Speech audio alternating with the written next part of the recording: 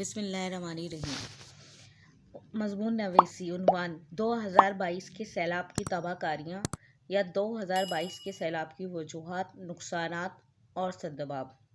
ابتداء مظلوم بستیوں کو سمندر نگل گیا، سیلاب کا بھی زور غریبوں پر چل گیا۔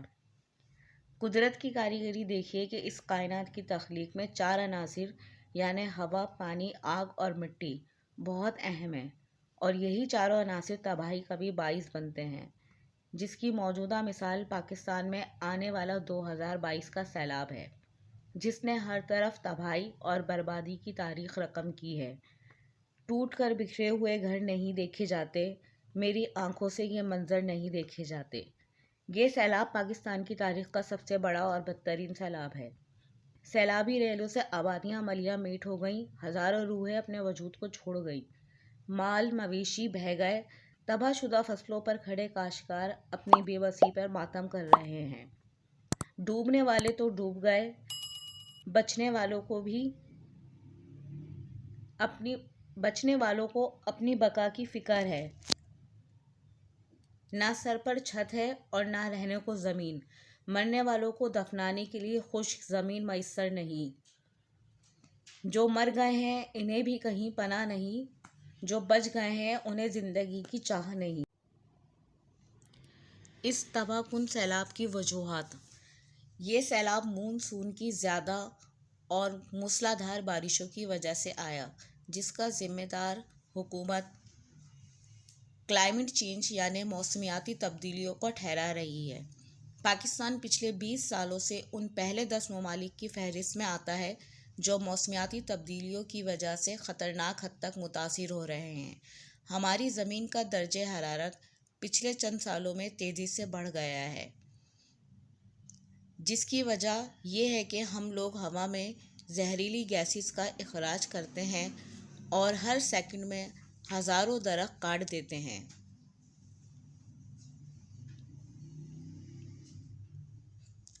خطرہ یہ ہے کہ موسمیاتی تبدیلیوں کی وجہ سے ہمارے ملک کا درجہ حرارت بڑھتا جائے گا، جس کی وجہ سے ہمارے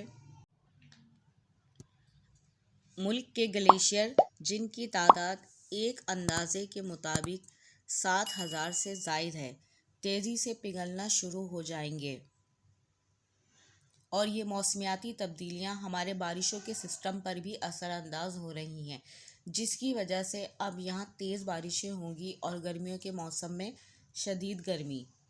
سیلاب سے ہونے والے جانی و مالی نقصانات۔ اس وقت پاکستان کا آدھے سے زائد حصہ اس سیلاب سے متاثر ہے۔ ایک اندازے کے مطابق اب تک 1,000 سے زائد لوگ مر چکے ہیں، سینکڑوں کی تعداد میں لوگ لاپتہ ہیں، ہزاروں کی تعداد میں لوگ زخمی ہیں، ہزاروں سے زائد مکانات گر گئے ہیں، پل بہہ گئے ہیں، فصلیں تباہ و برباد ہو گئی ہیں۔ زمین کو کاشت کے قابل بنانے کے لیے کم از کم 2 سال کا عرصہ درکار ہوگا۔ لاکھوں مویشی مر گئے ہیں اور مالی نقصان کا تو کوئی حساب ہی نہیں ہے۔ امدادی سرگرمیاں۔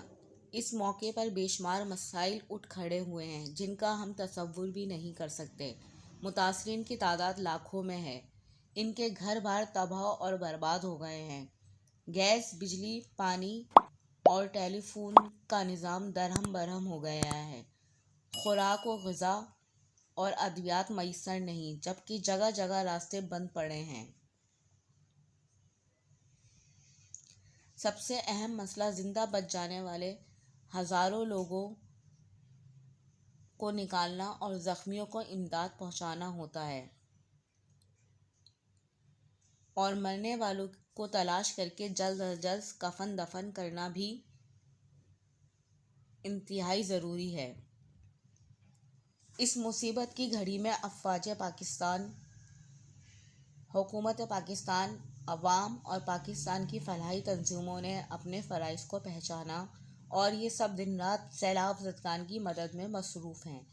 اس کے علاوہ دنیا بھر کے ممالک سے امدادی ٹیمیں امدادی سامان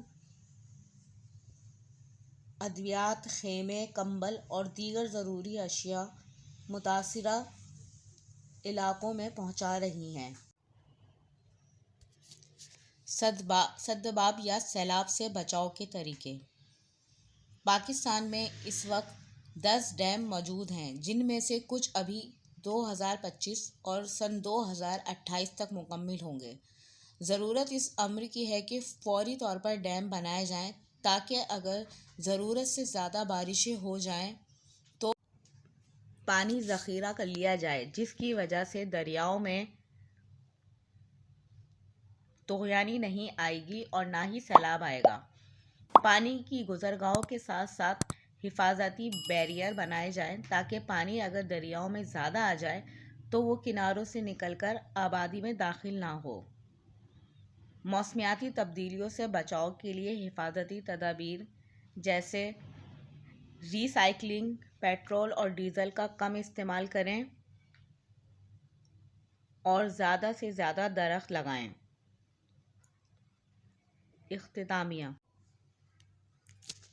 دنیا کے تمام ترقی یافتہ ممالک نے اس سیلاب کا ذمہ دار موسمیاتی تبدیلیوں کو مانا ہے، جس میں وہ خود کو بھی قصوروار سمجھتے ہیں۔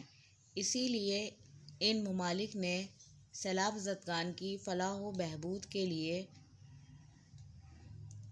اور ان علاقوں کی دوبارہ تعمیر و ترقی کے لیے اربوں ڈالر کی امداد اور ترقیاتی منصوبوں کا اعلان کیا ہے، جس پر کام شروع ہو چکا ہے۔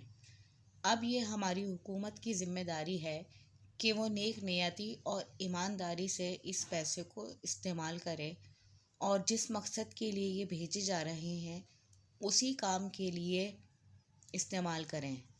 اگر ایسا نہ ہوا تو اللہ نہ کرے کہ آئندہ آنے والا پھر کوئی سیلاب دوبارہ پاکستان کی تاریخ کا بدترین سیلاب نہ ہو۔